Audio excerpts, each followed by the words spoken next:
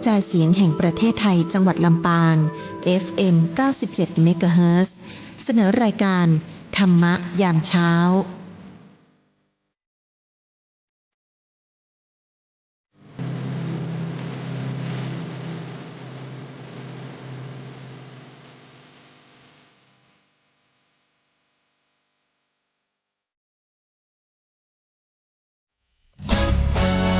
นาติปาตาเวรมณี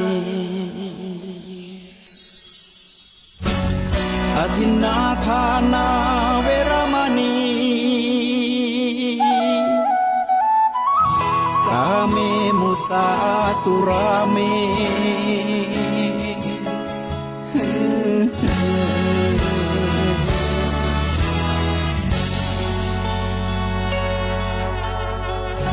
ศีลคือข้อห้ามธรรมคือข้อ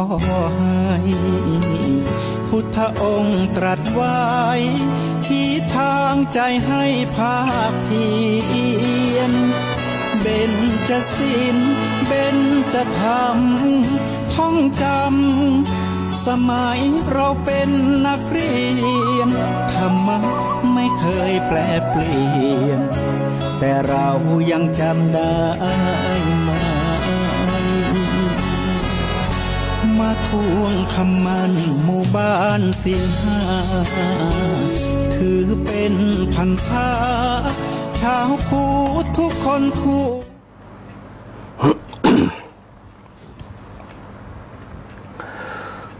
ทรงเสด็จสู่สวงสวรรค์ชั้นเสวตราชทั่วเขตเกตกรม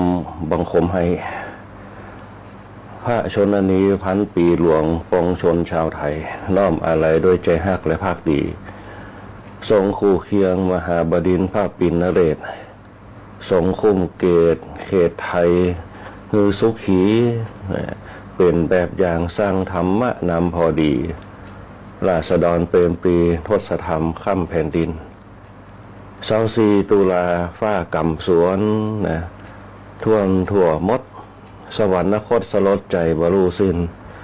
บรมนาถราชอะไรใจพังพิงศพแผ่นดินสิ้นแสงแห่งชีวาเสด็จสู่สวรรคาลัยชาวไทยพ้องพักราษฎรประจักษ์93 พระพรรษาบำรุงศาสนาพัฒนาชาติราชศรัทธาน้อมบรรทากราบเบื้องบาทโดยความอาลัย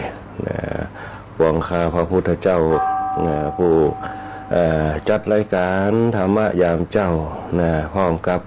คณะผู้บริหารสถานีวิทยุสวทลำปางเจ้าหน้าที่ทุกฝ่าย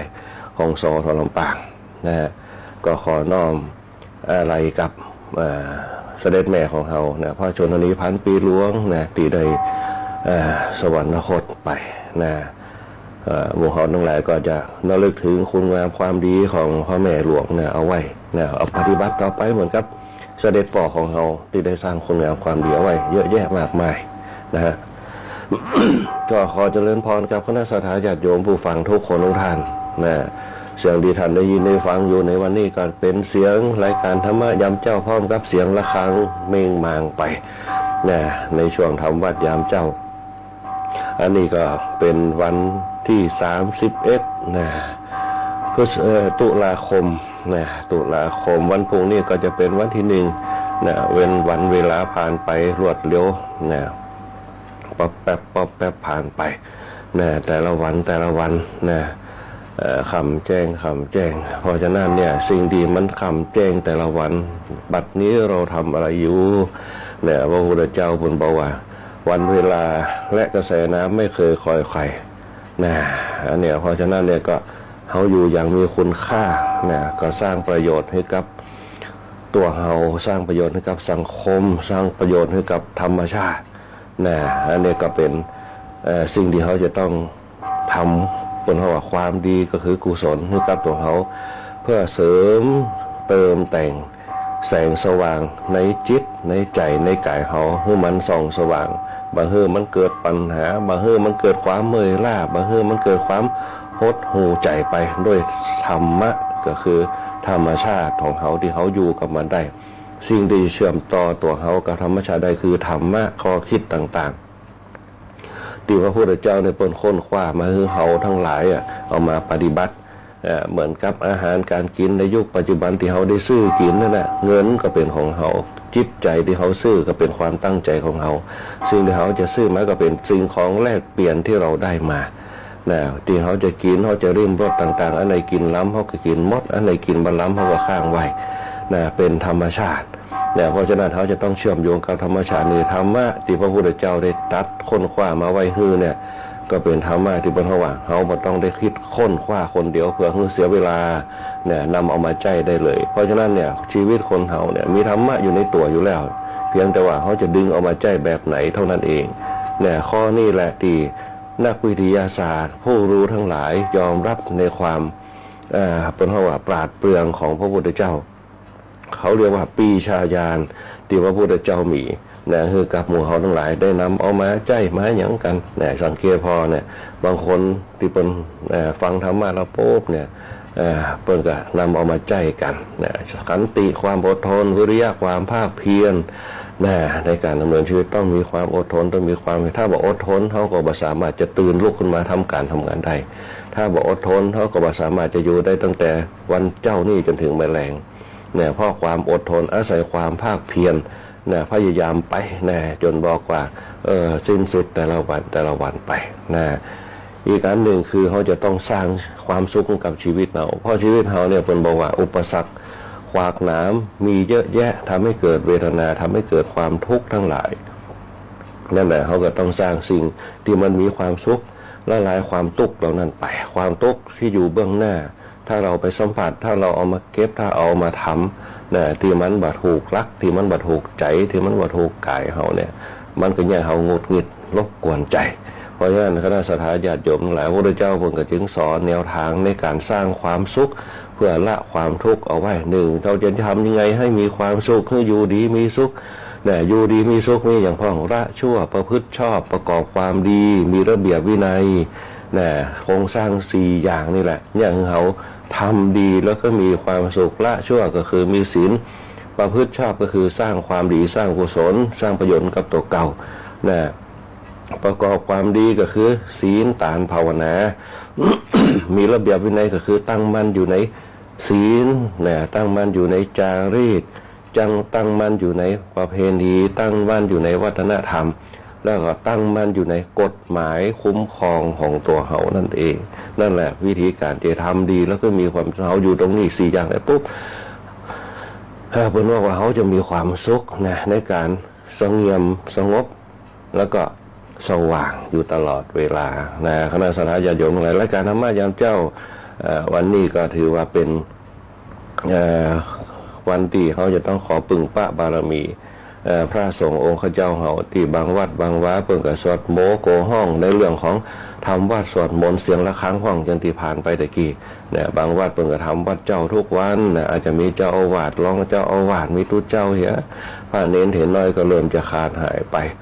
คณะสัตยาติโยมหลายถ้ามีโอกาสปุ๊บก็ส่งเสริมนู่นละเด็กละอ่อนลูกหลานมาบวชมาห้ำมาเหียนก็ได้การห้ำการเหียนต่างคณะสงฆ์ก็บ่ได้ด้อยไปกว่าต่างโลกอย่างน้อยก็คือส่งเสริมจริยธรรมคุณธรรมเพียงแต่ว่าเขาจะต้องช่วยกันกำกับดูแลมาดูแลปุ๊บก็จะต้องช่วยกันดูแลบอกว่าจะเป็นตั้งวัดบอกว่าจะเป็นตั้งบ้านช่วยกันเอาลูกเอาหลานมาฝากสร้างเสริมคุณธรรมจริยธรรมคือมันหู้จารีตประเพณีคือมันหู้จักศีลธรรมเมื่อมันหู้จารีตประเพณีศีลธรรมมันก็จะอนุรักษ์จารีตประเพณีมันก็จะอนุรักษ์ศีลธรรมมันก็ยังหู้จักธรรมะที่จะมาตอบแทนคุณพ่อแม่ปู่ย่าตายายอย่างนั้นคือจิตใจคนเราในยุคปัจจุบันต้องการคนดีแต่เราไปพัฒนาวิชาการนักเกินไปพัฒนาวิชาการทำให้เกิดการแข่งขันทำให้เกิดความรู้บางคนหู้มันนักก็แข่งขันกันบางคนหู้นักก็บอกใครเนี่ยอย่างกันก็มีอันนี้เป็นเพราะว่าในสังคมยุคใหม่สังคมยุคนี้เป็นเพราะว่าสังคมยุคโลกาภิวัตน์โลกาภิวัตน์คือมันเป็นยุคตันสมัยแต่บางครั้งการตันสมัยเนี่ยถ้าเขาบัดใจธรรมะมาเป็นจิตสำนึกมันก็แย่ให้เขาท ถ้าล้ำไปเหมือนกับเขาโดนแกล้งขอเซ็นเตอร์หลอกให้โอนเงินอย่างนี้เป็นต้นเขาโดนคนอื่นจุยืมสตังค์พ่องเนี่ยเป็นต้นบางคนเขาโดนคนอื่นหลอกลวงพ่องเนี่ยเพื่อเพื่อนเนี่ยครับเพราะอย่างพ่อเขาบอกมีศีลเนี่ยระเบียบวินัยในการเตือนสติเนี่ยเปิ้นว่าอย่าไปประมาทศีลมีหน้าที่ทำเตือนทำให้เราไม่ประมาทหนึ่งบ่ประมาทในการเบียดเบียนกันสองบ่ประมาทในการละเมิดสิทธิกันสามบ่ประมาทด้วยเรื่องเพศของไว้หู้จักเพศหู้จักไว้หู้จักสงเงียมเจียมตัวหู้จักไว้เนี่ยไว้ไหนเป็นไว้ไหนเนี่ยต้องละกามหือใดเนี่ยกามราคะตัณหาต้องละกามหือใดละราคะหือใดกามก็คือความใคร่ไม่ใช่ว่ากามมาขุนอย่างเดียวกามอารมณ์อย่างเดียวนะเพิ่นบอกว่าถ้าคนเขาตัดกามมาได้ปุ๊บมันจะสับสนวุ่นวายความใคร่มันเกิดเมื่อความใคร่มันเกิดความกำหนัดคือราคะมันก็จะกระลิกกระรีอยากใครได้อยากใครมีอยากใครเป็น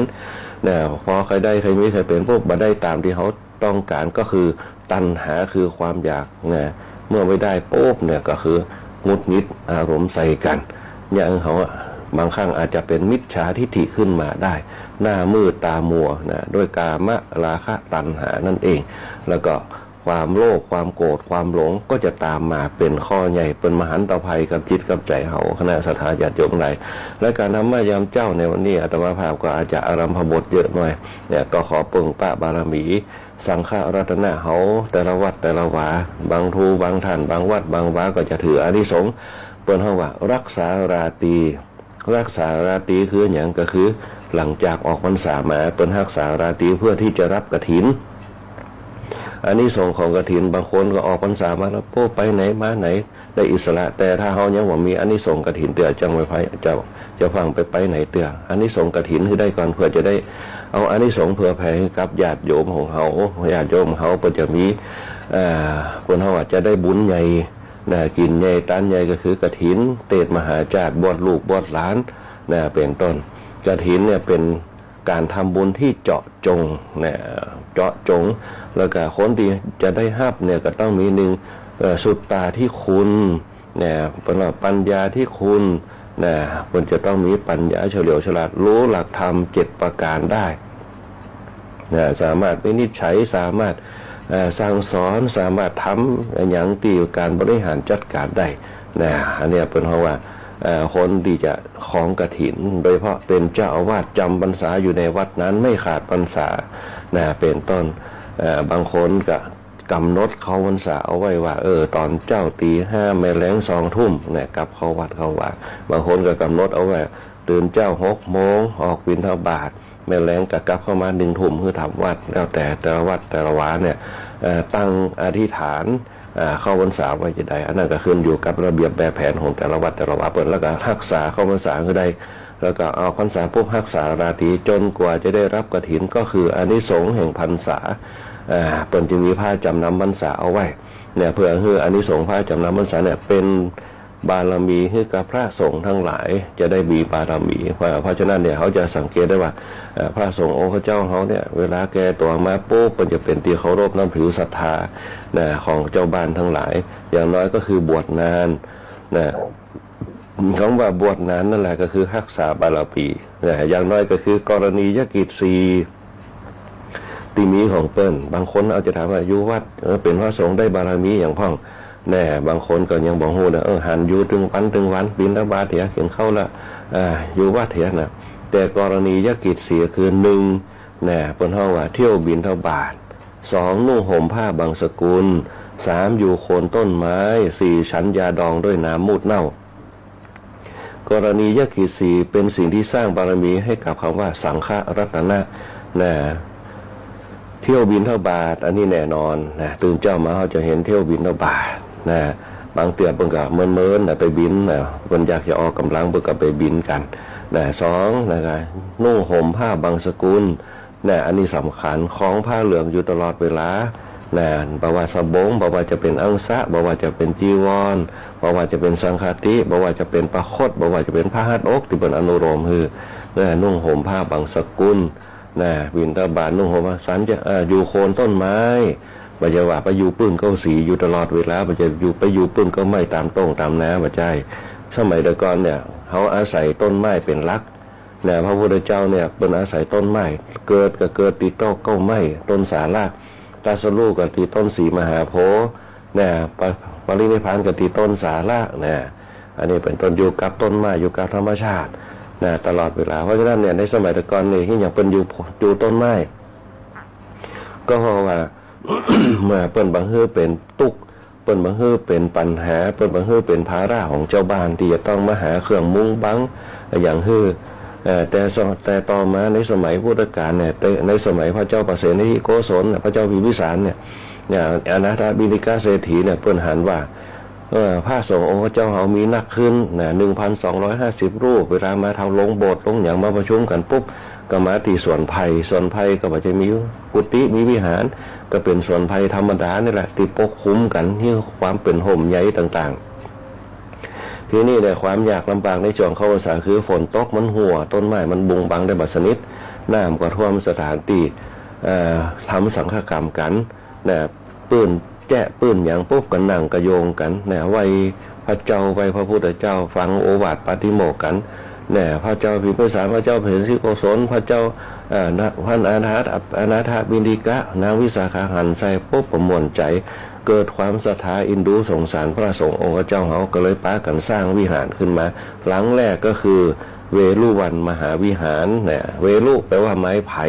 เนี่ยคณะศรัทธาญาติโยมหลายเวลุแปลว่าไม้ไผ่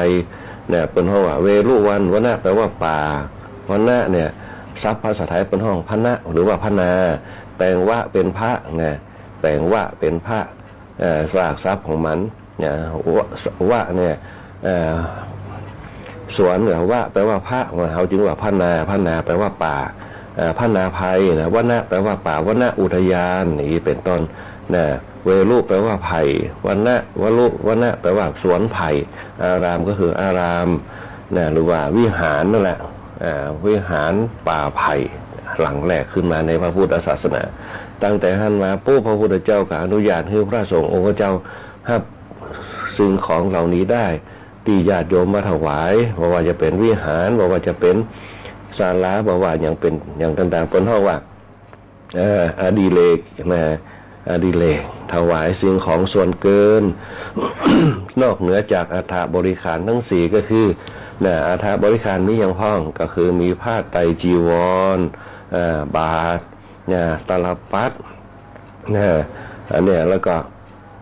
เปิ้นเฮาว่าผ้าเปลี่ยนอย่างต่างๆปัจจัย4ที่เปิ้นเขาฮือฮับได้อุปกรณ์ต่างๆสามารถฮับอดิเรกได้เขาจึงมีบริวารของกฐินบริวารของกฐินมีอย่างพ้องที่เขาจะถวายกันนึกอย่างเดียวสำคัญคือข้าวผ้ายาป้านปัจจัย4ข้าวคืออย่างอาหารการกินทุกอย่างข้าวนะผ้าก็คือเครื่องนุ่งห่มบางคนก็เอาจีวรบางคนอย่างมาเสริมเป็นอานิสงส์รวมกฐินกันข้าวผ้าเนี่ยคือว่าจะเป็นสบงอังสะจีวรอาจจะเป็นรองเท้าก็ได้อาจจะเป็นจ้องก็ได้ที่มันเป็นผ้าบางอันอาจจะเป็นผ้าเช็ดตัวก็ได้ผ้าห่มก็ได้ผ้าเช็ดหน้าก็ได้นั่นแหละผ้าที่เขามาใจมาอย่างปกปิดเช็ดเนื้อเช็ดตัวผ้ายาก็คือยารักษาโรคยารักษาโรคกับเขาก็หูอยู่ว่ามาเดียวมันง่ายยาตำราหลวงปั๊บเดียวกล่องเดียวจบเกมบางคนก็เอายาแก้ไขหวัดผ่องช่วงนี้หน้าหนาวแก้คือภูมิแพ้ของมาถวายยาล้มผ่องเอามาให้เจ้าดมมันเดียวมันจะบินออกมาเป็นปีกันดมกันยาหลมยาดมยามองเป็นต้นเขาก็จะหันกันเปิ้นก็เอามามัดไว้มามัดใส่สังฆทานมาถวายในบริวารของกฐินบ้านก็คือสังเกตผมจะโยกบ้านมาถวายเปิ้นเขาว่าเครื่องมือซ่อมแซมที่เขาจะหันเปิ้นเขาว่าเครื่องโยธาที่เขาหันเปิ้นมีค้อนมีมุ้ยมีเตามีอย่างต่างๆบางคนก็ซื้อเครื่องใช้ไฟฟ้าเป็น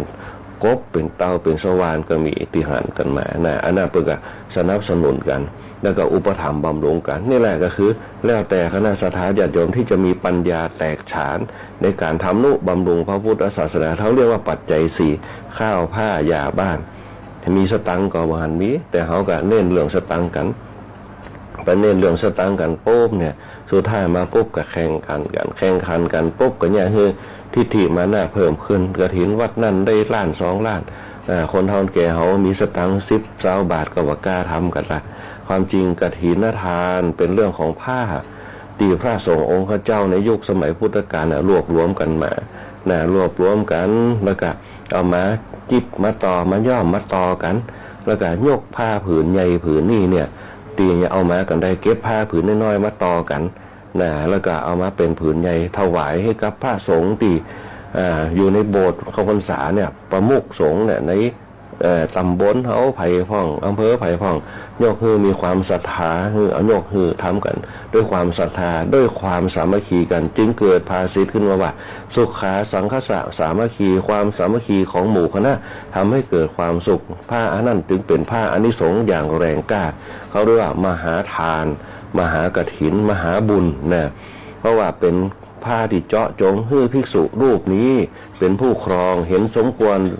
แล้วมีมติพร้อมกันว่าภิกษุดำภิกษุแดงเจ้าวัดว่านั่นเจ้าวัดนี่ครับได้จึงเกิดอานิสงส์ที่บริสุทธิ์ผุดผ่องขึ้นมายกกันขึ้นมานี่แหละก็คือเก้าเดิมของเปิ่นติวพระเจ้าเนี่ยเปิ่นต้องการให้ตู้เจ้ามีผ้าเปลี่ยนแล้วก็จะได้เกิดความสามัคคีกันขึ้นมาทีนี้เจ้าบ้านหันเขาใส่โป้มเนี่ยอยากจะแบ่งเบาภาระในการหาผ้าก็เลยฮับเป็นเจ้าภาพกฐินก็มีในสมัยพุทธกาลกับอนาถาบิณฑิกาเศรษฐีกานางวิสาขากาเป็นสถาเก้าที่สามารถกระปอเป่าประกาศให้กับญาติโยมทั้งหลายได้มารวมทำบุญกฐินกันอันนี้เป็นต้นในส่วนกฐินต่างๆเดี๋ยวเขาจะมาอู้กันกำหนึ่งอารัมภบทกับ3 นาทีละรายการธรรมะยามเจ้าก็จะขอปั๊มเปงบารมีพระสงฆ์องค์เจ้าเฮาที่ฟังรายการธรรมะยามเจ้าตัวที่นอนอยู่ที่บ้านที่นอนอยู่ทางบ้านว่าที่อยู่ทางบ้านตัวว่าจะเป็นหลวงพ่อเจ้าหน้าจังหวัดลำปางหลวงพ่อรองเจ้าหน้าจังหวัดหลวงพ่อเจ้าหน้าอำเภอหลวงพ่อรองเจ้าหน้าอำเภอหลวงพ่อเจ้าหน้าตำบลหลวงพ่อเจ้าวาดพระเน้นเห็นน้อยทุกรูปทุกตนที่เป็นองค์กรพระสงฆ์เขาเพื่อแผ่บารมีสังฆรัตนะให้กับคณะสัตยาติโยมทั้งหลายได้นำเอาไปเป็นพลังประกายแสงคือต่อสู้กับเวทนาต่อกับความทุกข์ทั้งหลายตั้งแต่ตอนเจ้านี่จนถึงแมลงบึดจนถึงวันต่อไปสร้างบารมีภายในให้กับคณะสัตยาติโยมและนั่นแหละเป็นเพราะว่าความเชื่อมโยงเป็นวัฏจักรแห่งชีวิตในแห่งการสร้างความดีถึงเขาจะบัดใจตู้เจ้าพระสงฆ์เป็นเป้าหมายการสร้างความดีแต่ขอให้เป็นสักเป้าหมายในการเริ่มต้นในการสร้างความสุขในชีวิตตื่นเจ้ามาปุ๊บฟังธรรมะค่อยควายมาปุ๊บใส่บาตรแล้วก็ไปวัดไปวาช่วยบำเพ็ญประโยชน์ช่วยสร้างสรรค์กันว่าจะเป็นงานวัดงานวางานกฐินต่างๆทั้งหลายอันนี้เป็นต้นเขาก็อยู่ด้วยกันอย่างอยู่ดีมีสุขละชั่วประพฤติชอบประกอบความดีมีระเบียบวินัยโครงสร้างตรงนี้ก็เข้าไปอยู่ในพื้นฐานชีวิตของเขาได้ต่อมาปุ๊บก็จะขออนุโมทนากับสท.ลำปาง FM 97 เมกะเฮิรตซ์ตั้งแต่อดีตจนถึงปัจจุบันเอาทำกันมาตั้งแต่สมัยพอนกจะย้ายไปอยู่เป็นพอได้ดิบได้ดีไปปุ๊บก็จะเกษียณละพอนกเขาพอเดือนอินต้าพ่องหลายผู้หลายท่านพอจันสวยพ่องเป็นต้นอยู่ด้วยกันมาเหมือนจนพอเพิ่นได้ดิบได้ดีพ่อธรรมะที่เพิ่นได้อยู่ในจิตในใจเพิ่นจึงมีบนห้องว่าได้บารมีไปคนดีสร้างสรรค์บารมีธรรมะย่อมจะมีโจกมีลาภมีอานิสงส์เขาเรียกว่าบารมีสร้างธรรมะเขาเรียกว่าธรรมะบารมี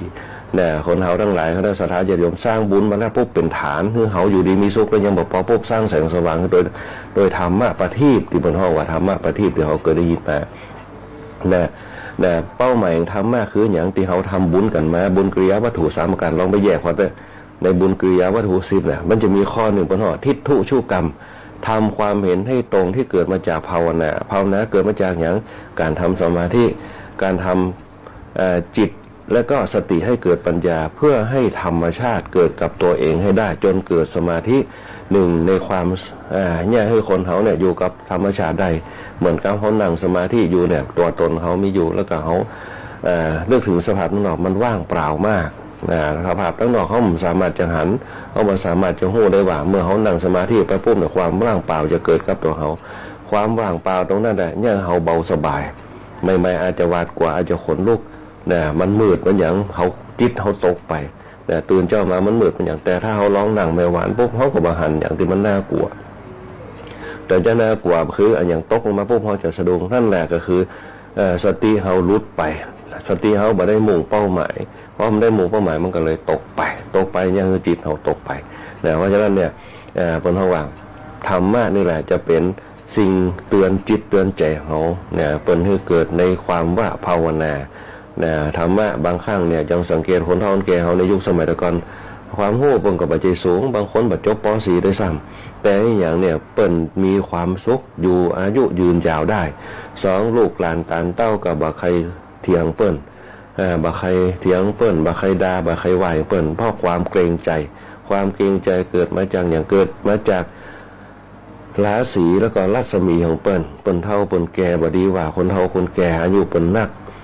นึกถึงหัวขาวหัวดำพ่องเนี่ยเฮาจะมีจิตสำนึกอยู่ถ้าคนมีศีลธรรมนะฮะแต่ถ้าคนบ่มีศีลธรรมจะนึกถึงเสมอภาคกันเหมือนกับเราในยุคปัจจุบันบ่นึกถึงคนเฒ่าคนแก่ผู้มีอายุเนี่ยไปบุกไปตีไปทำลายเปิ้นในกาดในอย่างก็มีในยุคปัจจุบันนี่แหละเปิ้นว่าศีลไม่อยู่ในจิตเนี่ยธรรมไม่อยู่ในใจเมื่อศีลไม่อยู่ในจิตธรรมไม่อยู่ในใจปุ๊บเนี่ยทำให้ระเบียบวินัยในจิตในใจจะไม่เกิดขึ้นจารีตเนี่ยจรรยามารยาทคุณธรรมจริยธรรมก็จะไม่เกิดพอมาเกิดปุ๊บเนี่ยมันก็จะเป็นปัญหาศีลธรรมไม่กลับมาโลกาจะวินาศศีลคือการจัดระเบียบคือการสำรวมสงบจิตสงบใจมันเนี่ยเดี๋ยวมาทำเดี๋ยวตั้งท่าไว้ก่อนเนี่ยคิดถึงปัญญาก็คือธรรมะโอ้ถ้าเขาทำไปแล้วปุ๊บมันอาจจะเกิดเรื่องที่ก็ได้มันอาจจะเกิดผลดีที่ก็ได้มันอาจจะเกิดผลให้ดีก็ได้นั่นแหละเนี่ยธรรมะเป็นตัวเตือนสติเขาขาดตรงนี้ไปเนี่ยสังเกตพอแล้วฟังธรรมะปุ๊บเนี่ยอย่างเช่นธรรมเมืองเนี่ยเริ่มจะต๊อบแป๊บเนี่ยทางงานข่าวดำครบไม่ทานตะวันกันบางคนก็นั่งเคลียร์กันเนี่ยเป็นต้นบางคนก็อู้กันเนี่ยอันนี้เป็นต้นเนี่ยสิ่งเหล่านี้แหละเป็นห้องว่าน้ำหัวที่เขาจะต้องอย่างน้อยก็คือเขามันเป็นของแสลงเขาก็จริงอยู่แต่เขาต้องตั้งจิตในเสียงเหมือนกับเขาฟังเพลงเนี่ยฟังเพลงบางทีเขาจะหู้เนื้อหาแต่เขาฟังด้วยนันทนาการเขาก็เกิดความสุขเหมือนกับฟังเพลงพลังไปจนหู้ภาษาพลังแต่เขาฟังด้วยความนันทนาการเขาเอาเสียงธรรมะเป็นนันทนาการเหมือนกับทุกท่านฟังอยู่ตรงเนี้ยบางคนก็นั่งสมาธิไปตัวบางคนก็แยกกับข้าวกับปลาบางคนก็เปิดร้านไปตัวเนี่ยขายก๋วยเตี๋ยวห้องขายกับข้าวกับปลาห้องฟังไปโดยมีสมาธิเนี่ยเมื่อมีสมาธิจิตบรรลุปุ๊บมันก็บ่ประมาทมันก็บ่พลาดพลั้งมันก็มุ่งไปตามเป้าหมายตรงนั้นได้นั่นแหละเป็นว่าธรรมะเป็นอาหารสติธรรมะเป็นอาหารจิตเนี่ยเป็นว่าธรรมชาติเขาเรียกว่าอารมณ์รวมกันมาเป็นอารมณ์ที่เขาดื่มด่ำเข้าไปอันที่สองคืออากาศเมื่อเขาได้อากาศเข้าไปปุ๊บเนี่ยฝึกลมหายใจเข้ารู้หายใจออกรู้3 หน 7 หน 100 หน 1,000 หนเขาก็ได้อากาศออกซิเจนว่ายิ่งเขาตื่นเจ้ามาเนี่ยได้อากาศอันสงบจิตเขาก็จะสงบไปตัวแต่เขาจะรักษาอารมณ์นั่นได้จะได้บางคนก็บอกว่าฟังธรรมะประจำเป็นต้องฟังทุกเจ้าก็ได้ฟังใน YouTube ก็ได้มันก็แม่นแต่อารมณ์การรักษาอารมณ์เนี่ยมันบ่เหมือนกับเนี่ยเป็นว่าธรรมชาติของมันเนี่ยเหมือนกับเราฟังเทพเนี่ยทุกเจ้าตัวนั่นเตะแต่เขาหันตัวเปิ้นปุ๊บโอ้น่ะเนี่ยก็ตัวเปิ้นเป็นยี่ก็เนี่ยอันเนี้ยเป็นต้นแต่หลายผู้หลายท่านที่ได้สนทนาธรรมกันมาเนี่ยอันเนี้ยเป็นต้นเนี่ยอันนี้ดีได้อู้ได้จ่าได้กล่าวกันไปเนี่ยธรรมะก็มีประโยชน์เพราะฉะนั้นเนี่ยการฟังธรรมะเปรียบเสมือนการจุดเทียน1 เล่มการจุดเทียน1 เล่มเนี่ยเทียนเนี่ยมันจะมีองค์ประกอบของมันคือไข่เตียนไส้เตียนและรูปร่างของเตียนไข่เตียนไส้เตียนก็เปรียบเสมือนศีลเปรียบเสมือนทานองค์ประกอบของมันเปรียบเสมือนศีลทานภาวนาเนี่ยศีลก็คือไส้ของมันถ้ามีไส้มันก็สามารถจุดได้เนี่ยทานคืออย่างก็คือทานไข่เทียนเอามาประกอบกันเอามาประกอบกับไส้เตียนขึ้นมาเนี่ยมันก็จึงเกิดความเจริญขึ้นมามันเป็นองค์ประกอบแห่งความเจริญมันองค์ประกอบสำเร็จรูปเป็นเถียงแบบพอจุดปุ๊บเดี๋ยวความเจริญก็เกิดขึ้นแสงสว่างก็เกิดขึ้นนั่นแหละเขาได้ตรงนี้เขาจะจุดเทียนแต่เขาเคยเห็นประกายแห่งแสงไหมแสงที่มันทะลุความมืดทุกระยะเนาะอันใหญ่ก็จะแจ้งได้ไกลอันน้อยก็จะแจ้งได้สั้นแต่มันสัญญาให้ตีมืดนั้นกระจายให้เป็นแสงสว่างได้แสงสว่างนั้นที่มันกำจัดความมืดมันจะต้องประกอบไปด้วยแสง7 สีเหมือนกับรุ่งเหมือนกับแสงอาทิตย์ถ้าเขาพอไม่ได้มันก็คือแสงสีแดงสีขาวแต่แสงที่มันจะประกอบกันปุ๊บมันจะต้องมี7 แสงเป็นพลังงานมันจะแปลงไปตามธรรมชาตินะแปลงไปตามธรรมชาติเดี๋ยวแดดจ้าปุ๊บเนี่ยมันก็จะแสงแดงขึ้นนัก เนี่ยจะแสงสีส้มขึ้นนะพอเจอความร้อนความชื้นมามันก็จะมีปรากฏการณ์ของมันเจอร้อนกับชื้นกับเย็นมันก็จะเป็นแสงเจ็ดสีเหมือนกับฝนตกใหม่เขาจะเห็นลุ่งเนี่ยประกายแห่งเทียนเนี่ยถ้าเขาเพ่งไปได้ปุ๊บถามว่าเพิ่นเพ่งอะไรอย่างบางคนก็บอกว่าเพ่งไฟเนี่ยแต่ความจริงแล้วปุ๊บเพ่งประกายของแสงว่ามันไหวไปตรงไหนประกายมันไปตรงไหนนั่นแหละถ้าจิตเขาละเอียดถึงขนาดนั้นทำให้จิตเรามีสมาธิเขาเรียกว่าเพ่งเทียนลองไปถามลองไปอ่านหนังสือหลวงพ่อพระราชพรหมยานเนี่ยนะหลวงพ่อพระราชพรหมยานก็หลวงพ่อจรัญเนี่ยคนจะเก่งในเรื่องของการเพ่งหลวงพ่อพระราชพรหมยานหรือสีลิงดำเนี่ยเป็นเพ่งเตียนเพ่งไผ่เป็นพัมเพนตบะเนี่ยเป็นยิ่งเก่งในเรื่องกระแสจิตเนี่ยแต่หลวงพ่อว่าหลวงพ่อจรัญวันอมวันเป็นจะเก่งในเรื่องจิตที่เย็นนะจิตที่เย็นจิตที่ห้อนคืออย่างจิตที่เย็นคือหนึ่งเอาจิตตัวเก่าไปกับเรื่องอดีตกับกรรมเนี่ยลบล้างเรื่องกรรมแต่เปิ้นจะอู้เรื่องกรรมนักกรรมนั่นกรรมนี่นะหลวงพ่อจรัญเปิ้นจะเคยอู้อัตมาภาพเคยไปเป็นลูกศิษย์ของเปิ้นนะไปตอนสมัยไปเรียนสมาธิปฏิบัติกรรมฐานกับเปิ้นที่วัดอมรวันสิงห์บุรีหลายปีดีดักนะตั้งแต่ปีจำไม่ได้อาจจะเป็นปี37-38นี่แหละไปเรียนกับเปิ้นนะนี่เป็นต้นนี่แหละก็คือการบนห้องว่าการฝึกจิตนะเพื่อแผ่ให้กับคณะสัตยาญาติโยมทั้งหลายโดยรายการน้ำมายามแก้วก็เจริญพรขอบคุณกับสทลำปางของเรานะที่เป็นเวลาออกอากาศโดยเฉพาะผอ.สทลำปางของเราคุณอัญชันสรลำนะที่เวลาออกอากาศพร้อมกับคุณกัญญาคัญจนาอินทานี่ละบ่ได้ลืมบ่ได้คือดีเจแก้มยุ้ยเขาจะเป็นหัวลักในเรื่องของการคือพระเจ้าพระสงฆ์เขาได้มาบรรยายธรรมโดยแล้วก็คณะสัตยาญาติโยมบอกว่าจะเป็นคุณก้อยอัชราพรพงษ์ชันคุณแอลชุติการเราใช้คุณบรรหารสุริยะอันนี้เปิดเจ้าอยู่ธนุบำรุงนะช่วยสนับสนุนช่วยส่งเสริมช่วยเหลือเป็นโยมอุปถากพระสงฆ์องค์เจ้าที่มาบรรยายธรรมบอกว่าจะเป็นพระครูสิริธรรมบัณฑิตพระครูสิริธรรมวิพัฒน์นะที่มาบรรยายวันเสาร์วันอาทิตย์ทำพวกเขาก็จะได้ยินละท่านพระครูสิริธรรมบัณฑิตเจ้าวัดวัดมิ่งเมืองมูลมาบรรยายให้กับหมู่เฮาทั้งหลายได้ฟังกันจะมีโทรศัพท์เข้ามาก็ได้เนี่ยเปิ้นจะเปิดสายให้โทรเข้ามาหาท่านพระครูสิริธรรมบัณฑิตเจ้าวัดวัดมิ่งเมืองมูลเนี่ยร้องภูมิในการวิไลสงฆ์นครลำปางเฮาในวันปุ่งนี้นะครับแล้วก็ตัวท่านพระครูสาธิตธรรมวิพัฒน์เจ้าวัดวัดบางไร่ศิลาทองเจ้าหน้าตำบลวิชัยเขต2นะวัดไร่ศิลาทองก็จะมาวันอาทิตย์มามาจะมาพบปะกับคณะสัตยาญาติโยมหลายก็มี3รูป3ตนนั่นแหละนะที่สทลำปางเขาที่เขามารวมกันนะเผยแผ่ธรรมะให้กับคณะสัตยาญาติโยมหลายได้ยินได้ฟังกันอันนี้ก็ตั้งสถานีเพื่ออำนวยความสะดวกพร้อมกับฝ่ายช่างเขาเนี่ยฝ่ายช่างเขานี่ก็จะตุกน้อยหนึ่งรับเด็กลูกเจ้านะปิดสถานีเปิดสถานีบางเตียก็จูนสัญญาณผ่องดิ้งสัญญาณผ่องบางเตียก็ติดผ่องบัดติดผ่องเนี่ยเปิ้นก็พยายามช่วยเหลือบอกว่าจะเป็นเพลงธรรมะเนี่ยตั้งฝ่ายช่างเขาสนับสนุนกันว่าโดยการนำของหัวหน้าประสานทีมทองเนี่ยเปิ้นก็จะช่วยเหลือตลอดนะบางเตียตัวเจ้าว่ามีเวลาปุ๊บนะมาเปิ้นก็ตัดสัญญาณเอาพระมหาไพบูลย์อภิปุโนเข้ามาใส่นะรองรับกันไปอันนี้ก็ถือว่าการเป็นการช่วยเหลือกันเนี่ยธรรมะเกิดในสังคมก็คือวิสาสาปรมายาติความคุ้นเคยเป็นญาติอย่างยิ่งอันว่าภาพนึกภาพเนี่ยทุกครั้งเนี่ยจะนึกภาพที่เขาไปสวทด้วยกันที่คณะสัตยาญาติโยมป้ากันมาเนี่ยทั้งที่ว่านามสกุลเดียวกันก็บ่ใจแต่สามารถสร้างสัมพันธ์ชุมชนกันขึ้นมาได้นี่ยอมรับนับถือเป็นว่าวิสาสาปรมายาติความคุ้นเคยเป็นญาติอย่างยิ่ง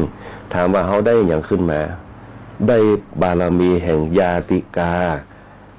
ญาติกาคือความเป็นญาติกันได้ความกลมเกลียวซึ่งกันได้กันความกลมเกลียวตรงนั้นมันจึงเกิดความสามัคคีซึ่งกันและกันนี่แหละคือพฤติกรรมนิสัยของคนไทยเนี่ยมีความสามัคคีกันแต่การความเชื่อมโยงหลักใจ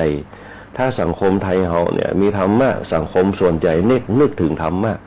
นะบ่ว่าจะเป็นรัฐบาลบ่ว่าจะเป็นเนี่ยเหมือนกับพระบาทสมเด็จพระเจ้าอยู่หัวรัชกาลที่9เนี่ยเปิ้นปีเป็นพระธรรมราชาปกครองด้วยทศพิธราชธรรมกับล้อซิบของเขาเนี่ยเปิ้นจะมีทศพิธราชธรรมอยู่แต่ธรรมะของพระราชา10ข้อนะถ้าสังคมเขาเนี่ยถ้าเป็นสนับสนุนกันเหมือนสังคมยุคอดีตคณะสัตยาญาติโยมหลายที่สั่งสอนละอ่อนเนี่ยโดยวิชาศีลธรรมเนี่ยฝึกธรรมะมารยาทไทยบ้าง ไปวัดไปว้าเนี่ย เนี่ยเพื่อละเด็กละอ่อนได้ใส่ขันศีลขันธรรมเนี่ย ถามว่ามันจะได้อย่างขึ้นมาอย่างน้อยก็คือน้อมจิตน้อมใจเด็กนะบ่เข้าสู่ในกองไฟแห่งโลกาภิวัตน์ที่มันห้อนห้ายบางเตี่ยก็พลาดไปเหมือนกับละออนเนี่ยจังเจียงไฮ้หรือว่าตั้งจังหวัดไหนเนี่ยตีว่าซื้อของออนไลน์เนี่ยซื้อโน้ตบุ๊กแล้วบ่ได้เนี่ยเงินสะสมมาตลอดทั้งชีวิตตั้งแต่ป .1 ขึ้นมาเนี่ยเพื่อซื้อโน้ตบุ๊กพอโดนหลอกปุ๊บเนี่ยความจริงใจมันมีนะโดนหลอกเพราะอย่างเพราะนี่แหละคำว่าบางอย่างจริยธรรมคุณธรรมเนี่ยเขาต้องแน่ชัดมันต้องปรึกษาพ่อแม่ต้องศึกษาผู้รู้ เขาซื้อของขึ้นมา เงินเขากว่าจะหามาได้พอมาได้ดังต้องการปุ๊บเสียใจปุ๊บอัตวิบากกรรมตัวเก่า มันนี่เป็นต้นนี่แหละคือคณะสัตยาติโยมทั้งหลาย นะ สิ่งเหล่านี้ปุ๊บเนี่ยมันจะต้องหวนระลึกนึกถึงนะหวนระลึกนึกถึงสิ่งศีลธรรมจารีตประเพณีนะถ้าเขามีศีลธรรมจารีตประเพณีปุ๊บเนี่ยคุณธรรมจริยธรรมเนี่ยจะเนี่ยเขามีสติคิดถึงว่าโอ้มันเป็นไปได้ก็ต้องระมัดระวังก่อนเนี่ยคำว่าธรรมะเนี่ยเขาระมัดระวังเป็นจึงบอกว่าไม่ให้ประมาทเขาจึงมีศีล5 ข้อสุดท้ายเนี่ยเป็นตัวเตือนหมู่เขาทั้งหลายจะไปประมาทสุราเมระยะมัชฌะประมาทาถานาเวรมณีสุราเมระยะมัชฌะประมาทาถานาเวรสุรามีไรของมึนเมาประมาทาถาก็คือตั้งแห่งความประมาทเปิ้นเขียนเป็นตุ๊กตาว่าสุราคือแปลว่ากล้าแข็ง สิ่งดีเนี่ยคือสติเขามึนเมาขึ้นมาแหมเพิ่มประสิทธิภาพขึ้นมาพอมึนเมาแล้วขาดสติพอขาดสติแล้วปุ๊บมันจะเนี่ยอย่างก็ได้เนี่ยสังเกตพอแล้วข่าวมาปุ๊บนั่งกินเหล้าด้วยกันฆ่ากันก็มีตื่นเจ้ามาเป็นศพก็มีนั่นแหละบางข้างกินเหล้ากันแต่คนสมัยแต่ก่อนบ่หันบ่มีจะได้กระตามอาตมาภาพอยู่มาตั้งแต่น้อยหันเป็นเรื่องอย่างมีงานศพงานสากงานประเพณีเนี่ยเมาเหล้าก็นอนเหี่ยอยู่กลางสนามมันก็มีแต่เปิ้นบ่ใจตายเปิ้นบ่ใจบุกกันเปิ้นบ่ใจตีกันกินเหล้าเปิ้นกับเมาของเปิ้นแล้วก็บ่ใจมาพิษลูกพิษเมียน้อยนักที่จะพิษลูกพิษเมียในยุคสมัยแต่ก่อนแล้วก็จะเตือนกันผัวเมาเหล้ามาโป๊เมียก็เตือนเนี่ยจะไปเดียดดังอายบ้านเจ้าจ้องพ่องน่าเปิ้นมีความละอายเปิ้นมีฮิริละโอตัปปะเปิ้นมีธรรมะเนี่ยคนเฒ่าสมัยแต่ก่อนวันบัดเดียวบัดใจสมัยบัดเดียวปุ๊บนอกบ้านถูกบ้านก็เนี่ยเหมือนกับข่าวที่เขาเคยได้ยินนั่นแหละเป็นเพราะว่าสังคมที่ขาดจริยธรรมคุณธรรมแล้วก็ศีลธรรมตัวนี้บอกว่าหลวงปู่พุทธทาสเป็นบอกว่าศีลธรรมไม่กลับมาโลกาจะวินาศเนี่ยศีลธรรมไม่กลับมาศีลกับธรรมศีลคือระเบียบจารีตประเพณีวัฒนธรรมจริยธรรมจรรยามารยาทศีลเนี่ยเป็นตัวก่อเกิดเนี่ยเกิดจรรยามารยาทเขาอย่าลืมนะคณะสัตยาติโยมนะถ้าเราอ่อนน้อมเหมือนไม่ศีลจรรยามารยาทก็จะไม่เกิดจารีตก็จะหายไปจารีตคืออย่างจารีตก็คือพฤติกรรมต่างๆในปัจจุบันจากละอ่อนลูกเจ้าเนี่ยการแต้นตีนแต้นมือพ่อแม่เจ้าฟังคำสั่งก็จะเป็นลูกขวายละ9 โมง 10 โมงวันเสาร์อาทิตย์เนี่ยไปหาเปื่อนละเนี่ยพ่อแม่ก็คือกระโถนทั้งนั้นนะหับใจตังคือเจ้ามามันไม่ได้ตังกับโคตรเนี่ยอันนี้เป็นตอนนี้แหละคือจารีตเนี่ยจะเขาเรียกว่าจรรยามารยาทเปลี่ยนไปพ่อแม่ว่าอย่างน้อยมาเจียวฟังไปเจียวเปื่อนหน้าระบดใส่ก็มีอันนี้ฟังความจริงนะครูลองเอาไปพิจารณาพอลองหาทางแก้ไขพอคำว่าศีลเนี่ยศีลเป็นตัวตั้งเก้าเนี่ยคือเกิดจรรยามารยาทเนี่ยก็คือต่อมาคือจารีตประเพณีต่อมาคือวัฒนธรรมในองค์กรในครอบครัวแล้วก็อารยธรรมที่เขาสืบสานมาเหมือนกับร้อยกระทงที่จะถึงมาจากศีลคืออย่างศีลคือระเบียบระบบที่เขาตั้งเก้ากันขึ้นมาแต่เวลาเขาจะประชุมอย่างก็ตามเขาจะต้องมีศีลกันคืออย่างรวมตัวรวมใจกันเอาหมู่บ้านมารวมตัวกันนั่นแหละคือระเบียบศีลคือระเบียบศีลคือการสำรวมคือการพร้อมใจกันรวมก็คือรวบรวมกันสังสะก็คือสำรวมสัมตัวนั้นคืออย่างสังก็คือสัมก็คือสัมนะสังเนี่ยก็คือพร้อมกับดีเนี่ยคำแปลงเป็นสังพร้อมกับดีเนี่ยสัมพันธ์กันเนี่ยความสัมพันธ์เชื่อมโยงกันเนี่ยเป็นห้องว่าสัมพันธ์กันเนี่ยเป็นห้องสำรวมจิตรวมใจกันเข้ามาประชุมเนี่ยให้เกิดระเบียบขึ้นมาแบบแผนขึ้นมาเนี่ยจนถึงวัฒนธรรมเกิดเนี่ยแหละเขาจะมองข้ามมาได้เนี่ยถ้าเขาสอนให้เขามีศีลก่อน หนึ่งปานาสองอทินนาสามมุกาเมสี่มุสาห้าสุราอันนี้เป็นห้องตุ๊กตาที่เป็นตั้งกันขึ้นมาผู้สังคายนาทีหลังเนี่ยเป็นตั้งขึ้นมาปานาห้ามฆ่าสัตว์เขาก็เกิดสองอทินนาห้ามลักทรัพย์สามกาเมห้ามประพฤติผิดในกามสี่มุสาห้ามพูดเท็จห้าสุราห้ามดื่มสุราเขาจำตรงนี้ไว้แต่ว่าปีกย่อยเริ่มต้นของเปิ้นเนี่ยที่เขาห้องว่าเนี่ยเจตนานี่แหละคือการตั้งเก้าขึ้นมาปานาห้ามตัวห้องว่าปานาติปาตาห้ามทำให้อารมณ์หรือว่าลมหายใจผู้อื่นให้ตกล่วงไปอย่างคนอื่นจิตตกคนอื่นจิตตกเนี่ยเกิดกำกึดที่เศร้าหมองนั่นแหละคือปานาคือข้อแรกนั่นแหละเขาเรียกว่าเจตนาจุดเริ่มต้นสองอทินนาก็คือบัละเมิดสิทธิไผจนในที่สุดเอาของเขามาเป็นของตัวเองก็คือการเอาของประเจ้าของเขาเนี่ยความไม่รู้ใจมันมาเกินเป็นว่าห้ามละเมิดคือหู้จักสิทธิส่วนบุคคลสิทธิของผู้อื่นข้อที่สองสามก็คือรู้จักเพศกาเมความใคร่สุมิจฉาจารการประพฤติผิดในความใคร่ทั้งหลายเขาจะเน้นตรงเป๊ะกามเลยกามอารมณ์เขานึกถึงปุ้นบางครั้งคนเขาเวลาถึงแล้วนึกถึงปุ้นเลยนึกถึงกามอารมณ์กามคุณคือความละเอียดต่างๆกาเมสุมิจฉาจารความประพฤติผิดในความใคร่ทั้งหลายใคร่อยากมีใครอยากเป็นใครอยากได้เหมือนกับละอ่อนน้อยๆอยากให้เป็นสาวอ่อนน้อยละอ่อนปอใจก็เหมือนอยากให้เป็นบ่าวใครอยากมีครอบครัวแต่หารู้ไหมว่าตัวเก่ายังอยู่ปฐมอยู่อยากให้สูบบุหรี่อยากให้แต่งหน้าเหมือนกับคนใหญ่นี่แหละคือความใคร่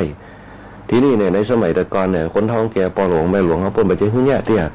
เปิ้นจะบอกเขาว่ายังมาเจอเป็นนุ่มเป็นสาวด้วยจะไปพังแต่งหน้าแต่งตาแต่ในยุคปัจจุบันแต่งมาตั้งแต่น้อยมันเดี๋ยวพ่อแม่ก็ส่งเสริมมาอยู่อนุบาลก็แต่งหน้าแล้ว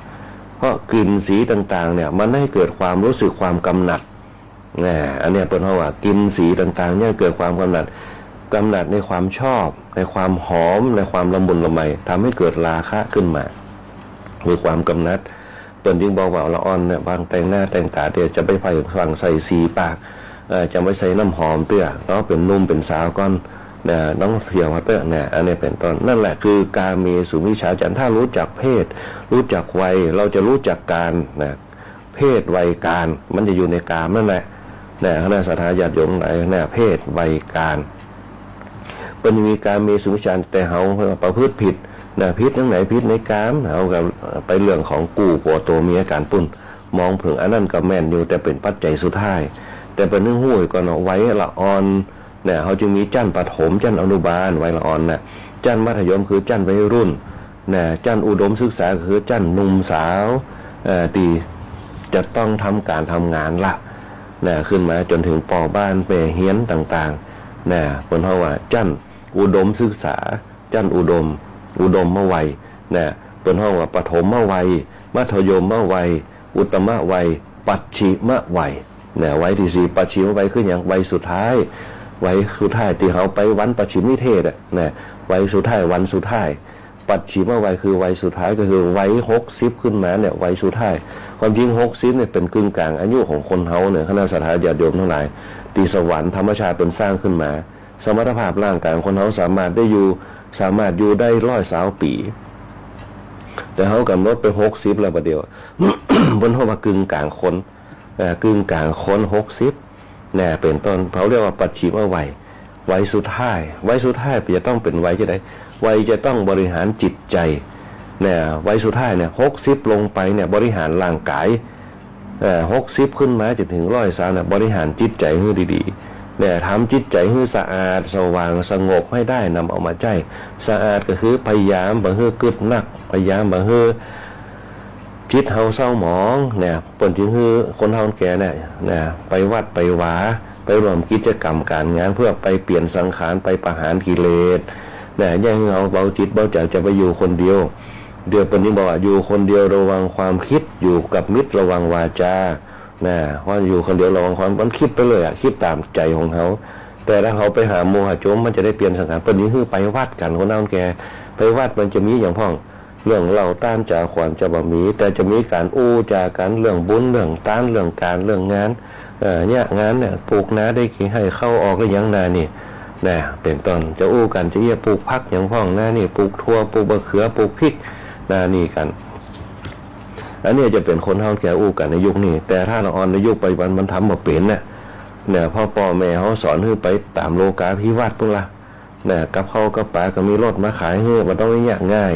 ความง่ายเกิดขึ้นมาซื้อเอาแต่ถามซื้อเอาปัจจัยอื่นคือเงินเขาจึงดิ้นรนเรื่องเงินมากกว่าการดำเนินชีวิตเขาตั้งเป้าหมายเงินเอาไว้บางคนสิ้นชีวิตไปเพราะเงินก็มีเดินทางผ่องยั้งผ่องเนี่ยไปนั่นแหละเขาตีค่าราคามากเกินไปจนบางครั้งลืมชีวิตตัวเก่าบางคนก็บอกได้เงินนักก็มีความสุขของปัจจัยบางคนมีเงินนักก็มีความสุขก็มีนะอันนี้ลองคิดพอนั่นแหละคนเขาตีค่าราคาตัวเก่าน้อยมากบางคนตีค่าเนี่ยเป้าพอเนี่ยบางเตียบนเฮือประกันเขาเนี่ยแค่100,000-200,000แต่ชีวิตเราเนี่ยดำเนินชีวิตมาเนี่ยบางคนใจเงินมากกว่า100,000ด้วยซ้ำแต่คนในยุคสมัยแต่ก่อนร่ำรวยอย่างร่ำรวยร่างกายร่ำรวยชีวิตด้วยการอยู่กับธรรมชาติเนี่ยให้เนี่ยนาเนี่ยสวนเหียมีข้าวกินมีถิ่นตีอยู่เนี่ยมีอูตีนอนได้อย่างสบายนั่นแหละอายุก็ยืนอย่างบางผู้บางท่านอายุ80 ปลาย90 ปลายเนี่ยตีอยู่มาได้พ่ออย่างลองไปย้อนพอพื้นฐานเราแต่ละอ่อนมาเดียวปุ๊บลงไปพอเนี่ยบางคนมีงานทำใหญ่โตมโหฬารแต่ทิ้งรากฐานไว้ให้กับลูกหลานเพียงละ40 ปลายก็ละจากโลกนี้ไปโรคภัยไข้เจ็บเกิดบางคนอยู่มาได้ก็ล้มตึงลงไปก็มีในยุคปัจจุบันเพราะอย่างเพราะภายในมันไม่สะอาดภายในมันหมกมุ่นภายในมันคุ้นคิดภายในมันวุ่นวายธาตุมันปั่นป่วนก็เลยดำเนินชีวิตได้ลำบากนั่นแหละบนห้องว่าธาตุก็คือธรรมชาตินั่นเอง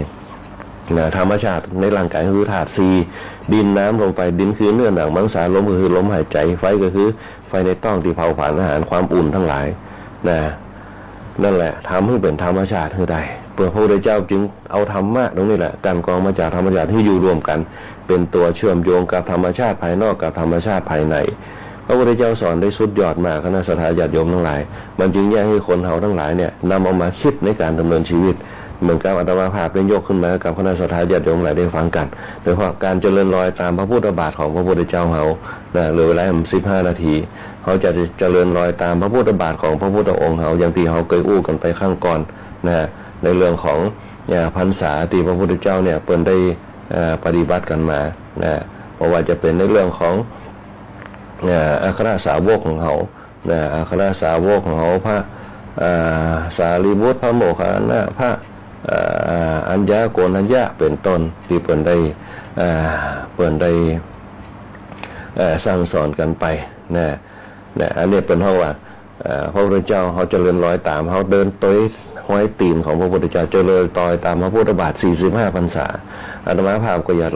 อธิบายรายละเอียดย่อยๆไปตามระยะเวลาเขาก่อนที่เขาได้อู้กันไปในเรื่องของพระสารีบุตรกับพระโมคคัลลานะโอวาท3 ข้อเนี่ยที่เป็นฮือกับพระสารีบุตรที่เป็นฮือกับพระโมคคัลลานะแล้วก็เป็นฮือกับพระมหากัสสปะ วันนี้เป็นเรื่องของพระมหากัสสปะพระมหากัสสปะเนี่ยเป็นพระเถระที่ถ้าอู้ถึงว่าเป็นผู้ทรงธุดงค์เรื่องเดินทางไกลต้องยกฮือเปิ้นเรื่องผ้าหนุ่งสีกั๊กต้องยกฮือเปิ้นพระมหากัสสปะ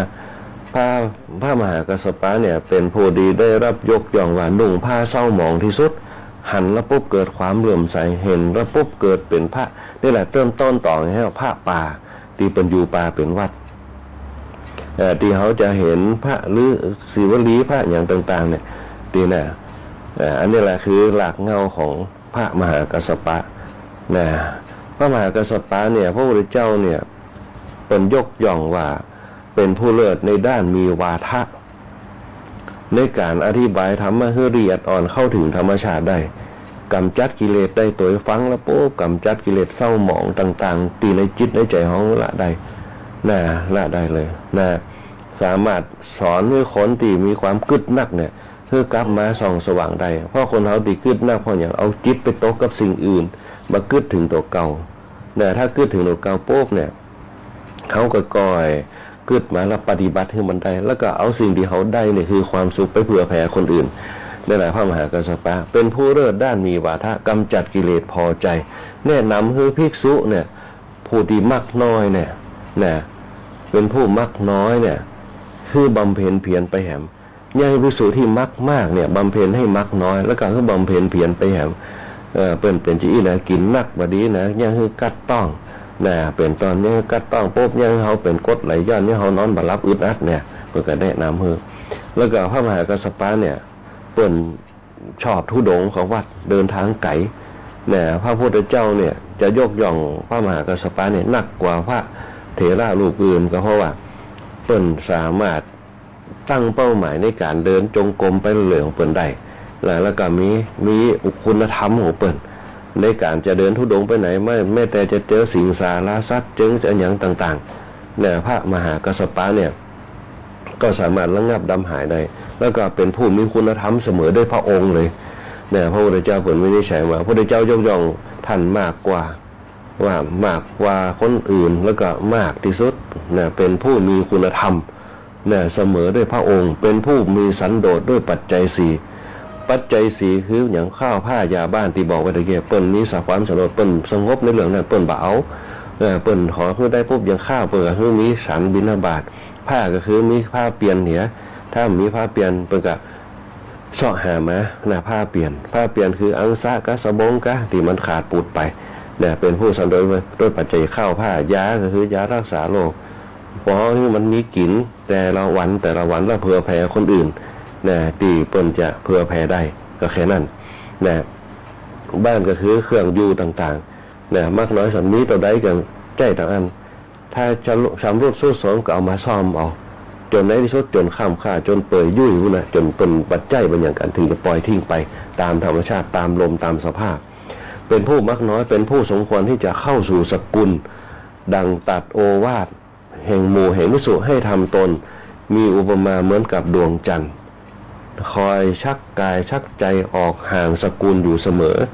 นะบางข้างปนจะบ่ใครยุ่งกับหมู่คนทั้งหลายที่พระพุทธเจ้าเคยสอนเอาไว้ว่าคนเขาถ้าอยู่ในกลุ่มชนเนี่ยอยู่เข้าในกลุ่มนักเปิ่นก็บ่สรรเสริญนะแต่เปิ่นจะสรรเสริญในกลุ่มที่สร้างความดีอย่างเช่นลงปาฏิโมกข์ของฟังโอวาทฟังธรรมของนะเปิ่นบอกว่าชุมนุมอย่างมีปัญญานะมันจะไม่เสียประโยชน์มันจะไม่เสียเวลานะเพื่อห่างจากสกุลทำตัวเพื่อเป็นนะเป็นเท่าว่าเพื่อเห็นอย่างเป็นคนเป็นเท่าว่าคนรุ่นใหม่เสมอนะเป็นคนพัฒนาถึงจะแต่งกายมอซอแต่จิตใจพัฒนาอยู่ตลอดเวลาเพื่อตันยุคตันสมัยมาเพื่อขน้องในสิ่งที่เขาเข้าไปหาในสกุลทั้งหลาย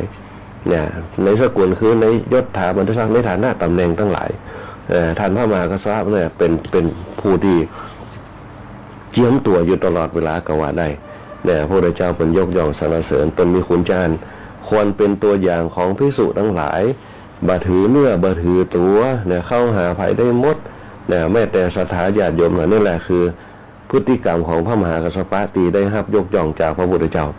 เนี่ยควรเป็นแบบอย่างของภิกษุตัวพระพุทธเจ้าทรงยกพระหัตถ์ขึ้นแกว่งในอากาศ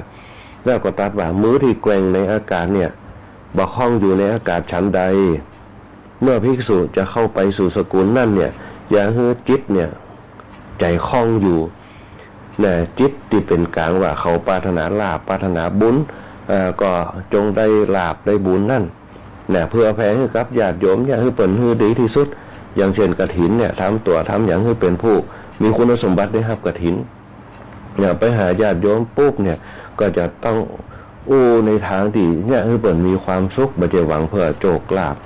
เพื่อลาภสักการะต่างๆนะต้องแนะนำเปิ่นในเรื่องของการใช้ชีวิต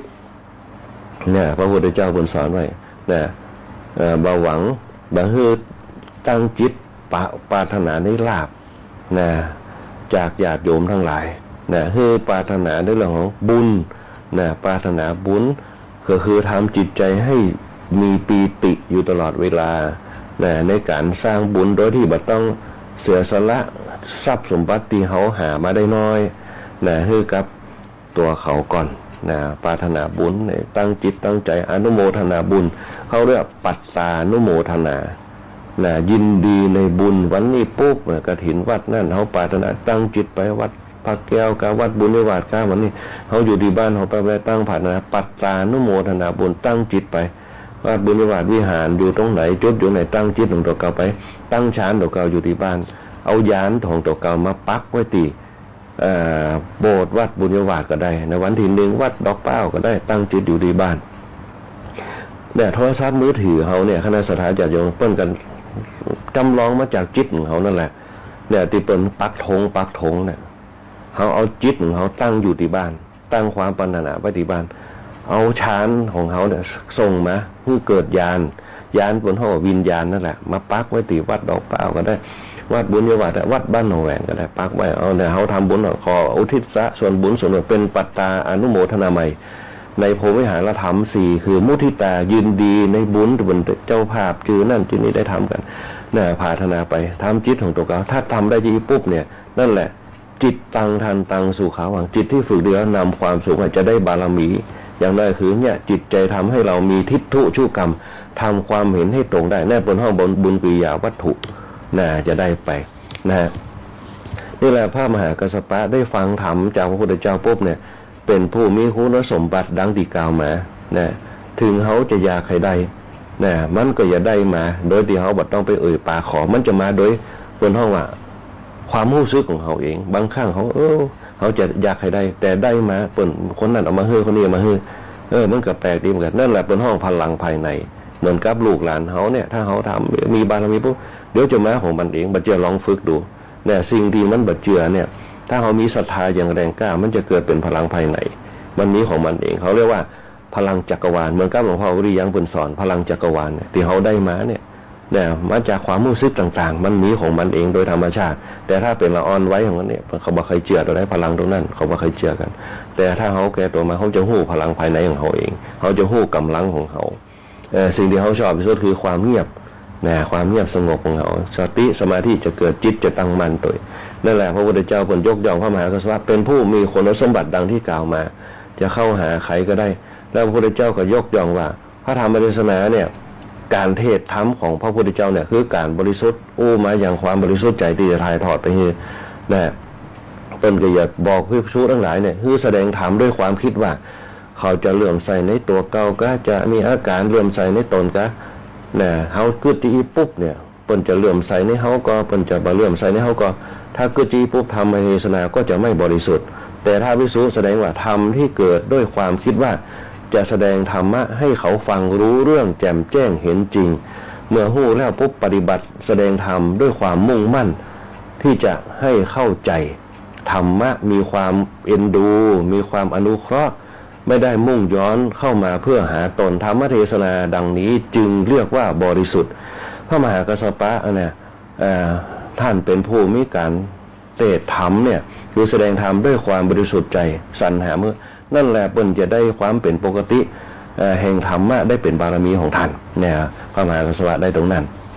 เนี่ยอันนี้ก็ถือว่าพระมหากัสสปะเป็นผู้ที่เป็นนักปฏิบัติธรรม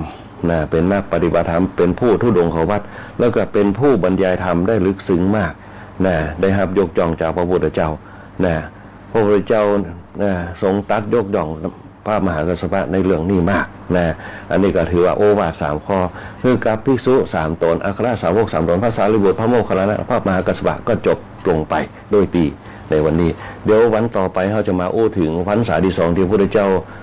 ถึงเรื่องจตุรงคสันนิบาตมาคือกับคณะสัตยาญาติโยมทั้งหลายได้ฟังกันสุดท้ายนี้ก็ขอเจริญพรอนุโมทนาบุญกับคณะสัตยาญาติโยมกูคู่กูคนที่เข้ามาร่วมรับฟังรายการธรรมะยามเช้าในวันนี้หลายผู้หลายท่านบอกว่าจะเป็นคุณโยมสุภาวดีคุณโยมสารวุฒิเหาคุณโยมสารวุฒิคุณโยมสมพรคุณโยมราวันคุณโยมแสงเดือนคุณโยมธนัชชาคุณโยมแดงหวานคุณโยมอุศรีคุณโยมศรีพันธ์คุณโยมบญชนกคุณโยมพิสมัยคุณโยมสุภาวดีคุณโยมนวลศรีคุณโยมจันทาคุณโยมบวรคุณโยมแสงจันทร์คุณโยมปานอมคุณโยมสง่าคุณโยมเอสคุณโยมอาเม่งคุณโยมมิชิโกคุณโยมเพนตัวคุณโยมจันทร์ฟองคุณโยมนพรัตน์คุณโยมคำบนคุณโยมจันทร์คำคุณโยมกัญญาคุณโยมอัมพานคุณโยมแม่อัมภัยตัวคณะสัตยาญาติโยมทั้งหลายแล้วก็เ ปิ่นจะมีงานกฐินในวันที่5 พฤศจิกายนเนี่ยนะคณะสัตยาญาติโยมหลายวัดหนองละกรเนี่ยวันพุธที่5ขอเชิญคณะสัตยาญาติโยมไปร่วมงานกฐินวัดหนองละครโดยวัดหนองละครก็ถือเป็นวัดเก่าวัดแก่นะใกล้ๆกันนี่เองนะวัดหนองละครวันที่5 พฤศจิกายนเวลาในช่วงตอนเจ้าก็เชิญกันไปเลยเริ่มกันนะคุณแม่ฟองคำโดยคุณโยมเอราวัณโดยนะเดี๋ยวมารวมเราฟังรายการธรรมะอย่างจังโยมดาราสินเจริญศิริคุณโยมมะลิแก้วนะแล้วก็คุณโยมจันนะคุณโยมสุชาตินะคุณโยมนายเกษตรอินทรีย์วิถีล้านนาตัวแล้วก็คุณโยม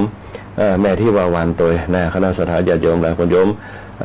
ประภัยคุณโยมสารวุฒิคุณโยมเอราวัณคุณโยมนงรักตัวคุณโยมสง่าคุณโยมบุญเที่ยงคุณโยมนพรัตน์คุณโยมธนชาคุณโยมอัมพันธ์คุณโยมชลัดตัวนะคุณโยมชลัดนะน่าจะบอกผิดภาษาอังกฤษเนี่ยนะคุณโยมชลัดคุณโยมบวรคุณโยมสุภาพดีคุณโยมเพ็ญศรีคุณโยมอุศรีคุณโยมคำมลคุณโยมพองศรีคุณโยมมิชิโกคุณโยมแสงเดือนคุณโยมอาทิตย์นะแล้วก็คุณโยมลาวันคุณโยมปาน้องคุณโยมทีผู้ชายตลกคุณโยมอาเม่งคุณโยมฟองคำคุณโยมแดงหวานแล้วก็คุณโยมมนชนกคุณโยมสุชาดานะคุณโยมนวลศรีคุณโยมสมพรโยมจังคำตัวเจริญพรอนุโมทนาครับตุปีติขามโนพิโคตุพิพันธ์ดันโทพิโคพระครูวิทักษ์ปริยานพระครูวิจารณ์บริการทุกเจ้าธรรมดาตั้งเสริมงามตัวนะที่ฟังรายการธรรมยามเจ้าคุณแม่สุรีตามบ้านตรงหัวจ้างตัวคุณแม่สลยต่างบ้านคริแคทริยาตัวประครูพรธรรมชัยตำบลบ้านไหลศิลาทองตาเลยต่างบ้านกับแห่งเมืองปิสุเมตตัวที่ฟังรายการธรรมยามคุณแม่เป็นเพศต่างบ้านหม่อนหินแก้วตัวในวันนั้นกับบริจาครวมกฐินกันมาคุณโยมแอดตัวที่บริจาครวมกฐินคุณโยมกัญญากรตัวนะแล้วก็คุณโยมดาราลัตตัวแล้วก็คุณโยมสุรเชษตัวที่ยังอยู่ต่างบ้านสองแควที่รวมบริจาครวมกฐินกันมาคุณโยมกัญญากรตัวนะคุณโยมกัญญากรคุณโยมกรพัฒน์ตัวนะคุณโยมกรพัฒน์ที่รวมนั้นกฐินกันมานะแล้วก็หลายผู้หลายท่านที่ไม่ได้น้ำก็ขอสุมาอภัยตัวนะในวันพรุ่งนี้จะมีงานกฐินที่วัดดอกเป้านะรวมกฐินกันในช่วงตอนเจ้านะตอนเจ้ากฐินวัดดอกเป้าแล้วก็ตอนบ่ายจะเป็นวัดจะเป็นวัดนี่วัดปุญญวาสนะฮะแล้วก็วัดมอนกฐินโดยวันนี้ครับวันนี้เวลาหมดมาดูอาตมาภาพพระพุทธบุตรปริยัติกรขอเจริญพรโดยรวแต่เพียงเพื่อโอกาสหน้าก่อนมาพบปะกันใหม่วันนี้ก็ขอเจริญพร รับฟังข่าวต้น